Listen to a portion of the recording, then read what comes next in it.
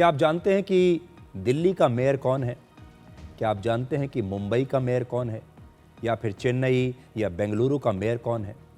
भारत में जिन लोगों को हमारे ही कई राज्यों के मुख्यमंत्रियों के नाम तक पता नहीं, वो आज न्यूयॉर्क के मेयर के बारे में बात करके फूले नहीं समा रहे।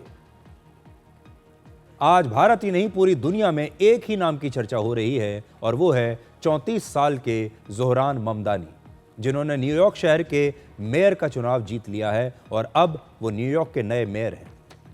न्यूयॉर्क अमेरिका की आर्थिक राजधानी है और ज़ोहरान ममदानी न्यूयॉर्क के भारतीय मूल के पहले मेयर होंगे और वहां के पहले मुस्लिम मेयर भी वो होंगे।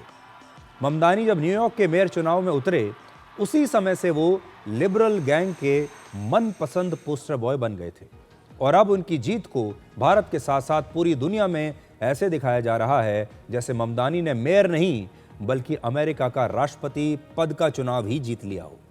असल में ये ममदानी से ज्यादा उस इकोसिस्टम की जीत है जो अमेरिका में डोनाल्ड ट्रंप और भारत में प्रधानमंत्री मोदी का विरोध करता है। ये उस इकोसिस्टम की जीत है जो वामपंथी विचारधारा से प्रेरित है और बार बार धर्मनिरपेक्षता और मुस्लिम कार्ड खेलता है।